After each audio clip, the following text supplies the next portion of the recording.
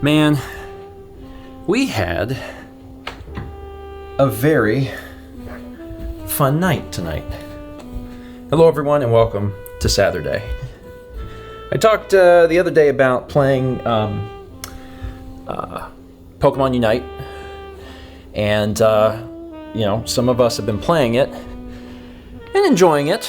I haven't played a ton, but I've played a little bit. I've tried to play just a few matches, like if it's just 3 or 4, then that's it. 3 or 4 matches every day, just to get the little daily stuff.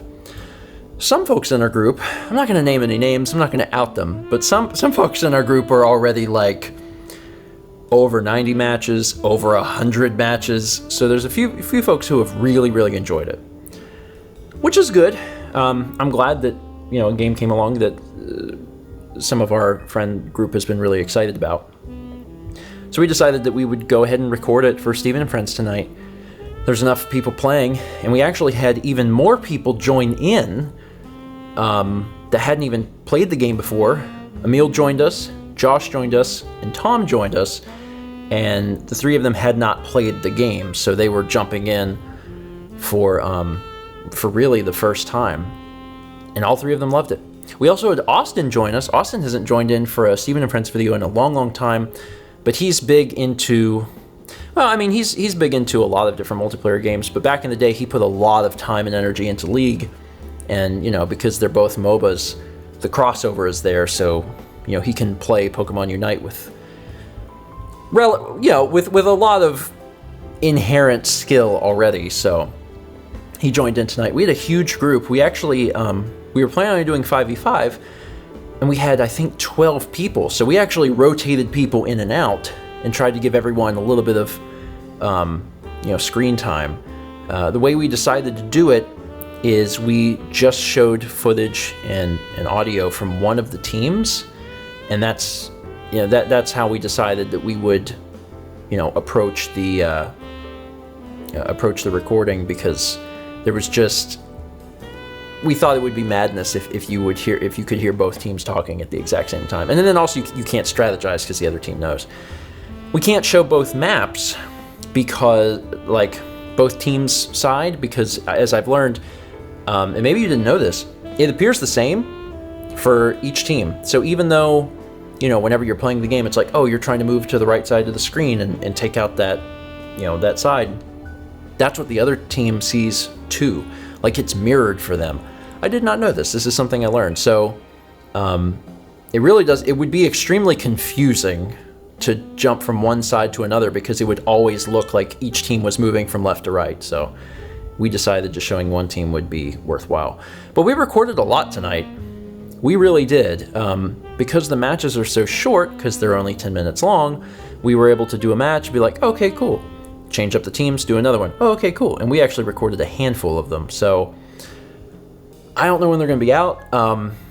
We'll probably try and get at least one out really quick. We may even try to get it out before next Saturday if Dan can do it. Just because the game just came out and people want to see content on it. And we recorded so much, and we already had a lot of Steven and Friends stuff in the bank. So we should probably try and get some of it out a little quicker if we can. But folks enjoyed it. We had a lot of fun, and I think that's the big takeaway here is it was just an enjoyable game to play. It's not going to be for everybody, because not everybody loves MOBAs. Fair. But playing it with a group of friends, like 5v5, and then tweaking the teams a little bit to try and get it to where the teams are a little more even. We had some matches tonight that were not perfect in terms of balancing, but for the most part, it actually went pretty well. Anyway, now it's late. I gotta get some sleep, and tomorrow's a big day because tomorrow I'm getting a haircut. And you knew this because I made the vlog however long, a little bit ago, a week ago, 2 weeks ago, about getting a haircut and doing the haircut song album thing. So I'm not going to be talking about the haircut experience or anything tomorrow in the vlog because it's going to be solely just that.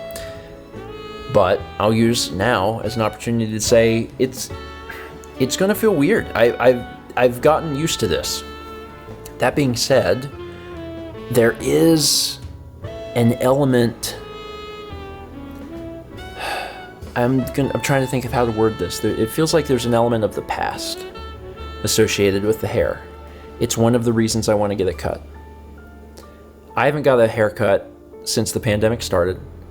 I haven't gotten a haircut since Sagan passed away.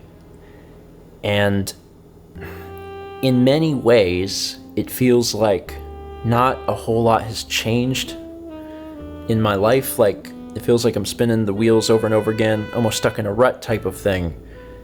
And the pandemic obviously has so much to do with that, because it's like, oh, you know, you can't travel, you're staying at home more. Like, I know that it's not related to my hair, but my hair is in some way almost symbolic of that. And I think about that. I don't know whether or not that makes sense, but maybe some of you will be able to relate a little bit.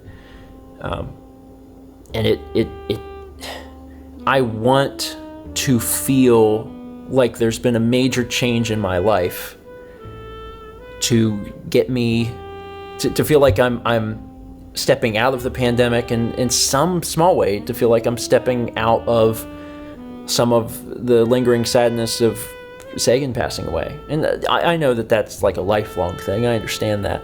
But it's just something that comes to mind every once in a while about, you know, how the fact that the hair I have now is the same hair that I had. I haven't had it cut. Just little things remind me of him. It's very strange. So I'm ready. I'm ready to get it cut, and I'm looking forward to it. And I don't know how I'll feel. I'll talk about it in the coming days, but I'm really hoping that it allows me to kind of take a step forward. Because I feel, so I talked to someone, and they had used the phrase holding pattern. And that really is what it has felt like. And I know for so many people in the past year and a half, it has felt like that because of how everything has been. And I know that cutting my hair is not going to change that, but it might make me feel mentally, even to a small degree, that something's happening. And I look forward to that. I really do. Also, it's a pain in the shower.